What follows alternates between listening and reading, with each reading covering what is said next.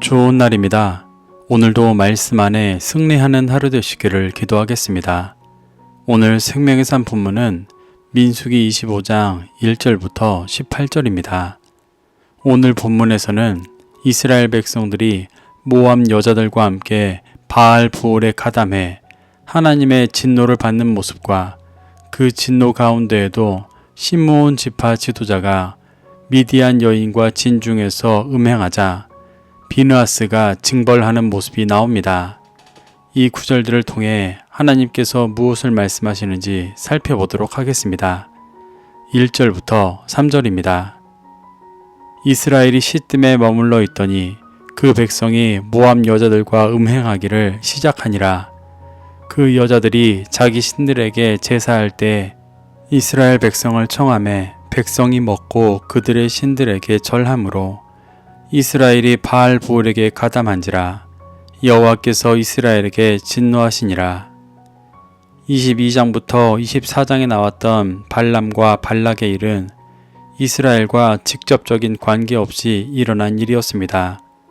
그래서 오늘 본문에서 이스라엘이 겪는 일은 21장에서 아모리 왕 시혼과 바산 왕 옥에게 승리한 후에 승리감에 도취해 있을 때 일어난 일이었습니다.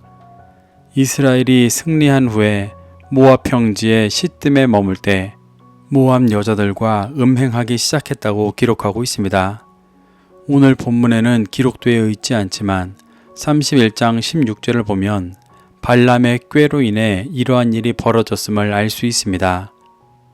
발람은 이스라엘을 저주하려 했던 일이 실패하자 이스라엘이 모압의 여인들과 함께 바알 부올에게 가담하도록 미혹하여 이스라엘을 넘어뜨리려 하고 있습니다.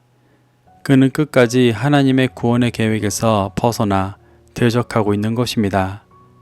3절에서 가담한지라의 원어 차마드는 묵다, 결합하다 라는 의미로 단순히 잠깐 바알 부올 제사에 참여한 차원이 아니라 하나님을 버리고 바알에게 헌신하기로 했다는 표현입니다.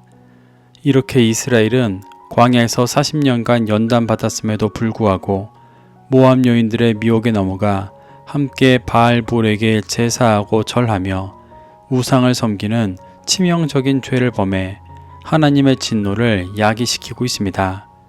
4절부터 5절입니다.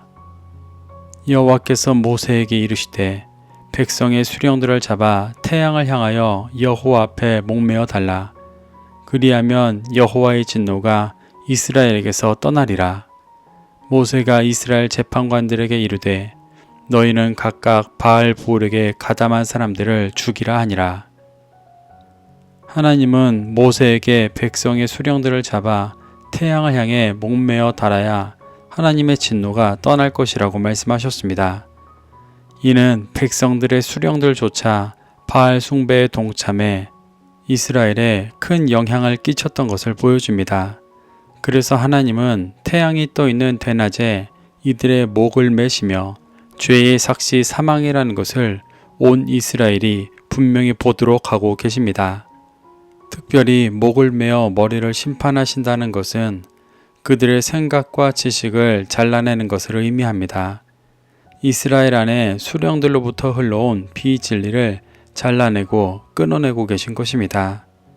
그러자 모세는 재판관들에게 바알 부올에게 가담한 사람을 죽이라고 명하며 이스라엘 안에 수령뿐 아니라 그들의 영향을 받아 하나님을 버리고 비진리를 쫓은 모든 이들을 진멸하게 하셨습니다. 6절부터 9절입니다. 이스라엘 자손의 온 회중이 회막문에 서울 때 이스라엘 자손 한 사람이 모세와 온 회중의 눈앞에 미디안의 한 여인을 데리고 그의 형제에게로 온지라. 제사장 아론의 손자 엘르아살의 아들 비느하스가 보고 회중 가운데에서 일어나 손에 창을 들고 그 이스라엘 남자를 따라 그의 막사에 들어가 이스라엘 남자와 그 여인의 배를 꿰뚫어서 두 사람을 죽이니 연병이 이스라엘 자손에게서 그쳤더라. 그 연병으로 죽은 자가 24,000명이었더라. 6절에서 온 회중이 회막문에서 울었다는 것은 하나님의 진노로 연병이 임해 심판받자 돌이켜 회개하며 은혜를 구하고 있는 상황을 표현하는 것입니다. 그러한 상황에서 이스라엘 자손 중 한 사람이 모세와 온 회중의 눈앞에서 대놓고 미디안의 한 여인을 데리고 형제에게로 왔습니다. 이는 이스라엘 진영 밖으로 나가 바알 부울에게 가담하던 수준을 넘어 이스라엘 진영 한가운데에서 음행하는 매우 충격적이고 노골적인 일이었습니다. 1절에서는 모압의 여인과 음행을 했었는데 갑자기 미디안 여인이 나오는 이유는 모압 왕 발락이 미디안의 장로들과 연합하여 이스라엘을 대적했기 때문입니다. 이들은 이스라엘을 제사장 나라로 세워 열방을 구원하려 하시는 하나님의 계획에 연합하여 대항하고 있는 것입니다. 14절을 보면 미디안 여인을 데리고 온 사람이 시므온 지파의 지도자라고 밝히고 있습니다. 이는 이스라엘의 지도자들이 얼마나 삽시간에 영적으로 미혹되고 타락하고 있는지를 잘 보여주는 것입니다. 이러한 처참한 영적인 상황에서 아론의 손자인 비나스가 분연히 일어나 손에 창을 들고 이스라엘 남자를 따라 들어가 음행하던 남자와 미디안 여인의 배를 꿰뚫어서 죽였습니다. 비실리가 대놓고 드러나며 마치 그것이 죄가 아닌 것처럼 행동할 때 비나스는 제사장으로서 이스라엘 공동체 가운데 있는 죄를 제거하고 거룩한 하나님께서 임재하시는 제사장 나라가 되도록 만든 것입니다. 이렇게 제사장에 의해 이스라엘 가운데 있던 죄가 끊어지자 연병이 멈췄습니다. 하나님은 이러한 의인 한 사람으로 이스라엘에게 진노를 거두신 것입니다. 10절부터 13절입니다. 여호와께서 모세에게 말씀하여 이르시되 제사장 아론의 손자 엘르아살의 아들 비느하스가 내 질투심으로 질투하여 이스라엘 자손 중에서 내 노를 돌이켜서 내 질투심으로 그들을 소멸하지 않게 하였도다. 그러므로 말하라.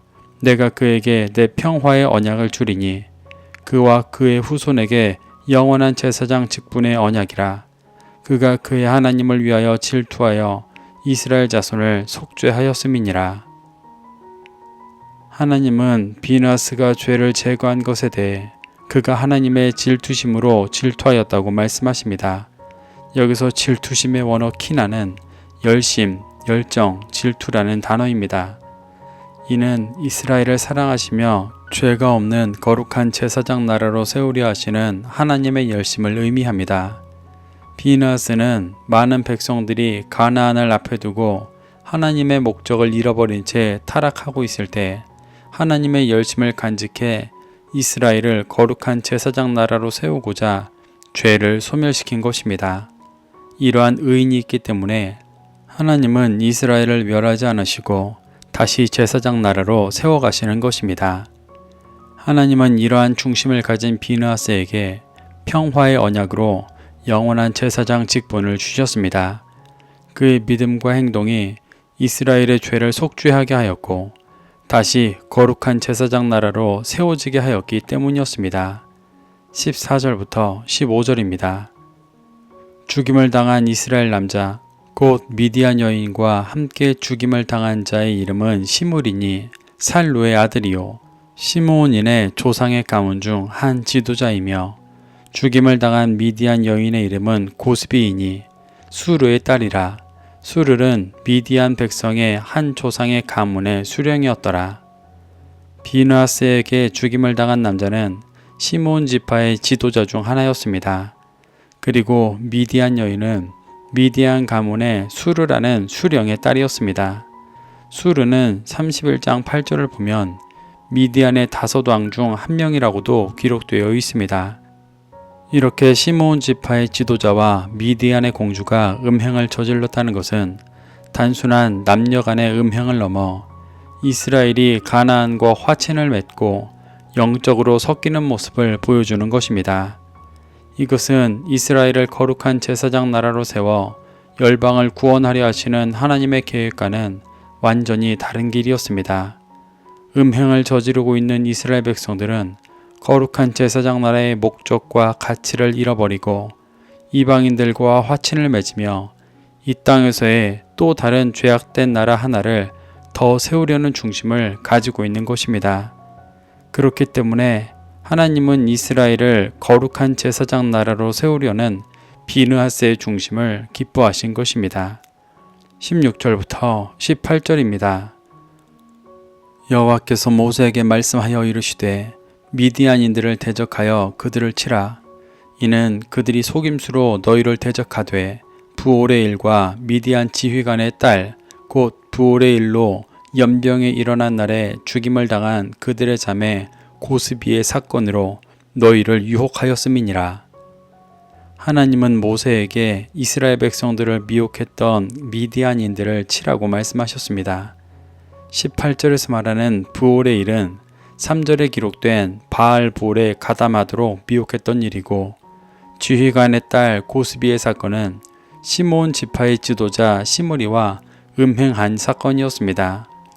이 사건들은 모두 이스라엘을 거룩한 제사장 나라로 세워 열방을 구원하려 하시는 하나님의 일을 방해하던 일이었기 때문에 엄중히 벌하고 계신 것입니다. 이렇게 하나님은 40년간 광야에서 연단받은 이스라엘 백성들이 가나안을 목전에 두고 모압과 미디안에게 미혹되어 제사장 나라의 가치를 잃어버리고 타락한 가운데 벌하시는 모습과 그중 하나님의 열심을 가진 비느하스를 통해 이스라엘을 속죄하시며 다시 거룩한 제사장 나라로 인도하시는 모습이 나옵니다. 우리는 이러한 모습 속에서 교훈받아 오랜 시간 신앙생활 하면서도 세상에 미혹되어 말씀의 가치를 잃어버리고 살아가고 있지 않은지 돌아볼 수 있어야 합니다. 그래서 모든 죄인을 구원하려 하시는 하나님의 뜻과 다른 육신의 헛된 목적으로 신앙생활하고 있다면 회개하고 돌이켜 진리의 빛을 비추는 그리스도인으로 새롭게 되시기를 축복합니다. 오늘도 이 말씀을 심령에 새겨 승리하는 하루 되시기를 기도하겠습니다.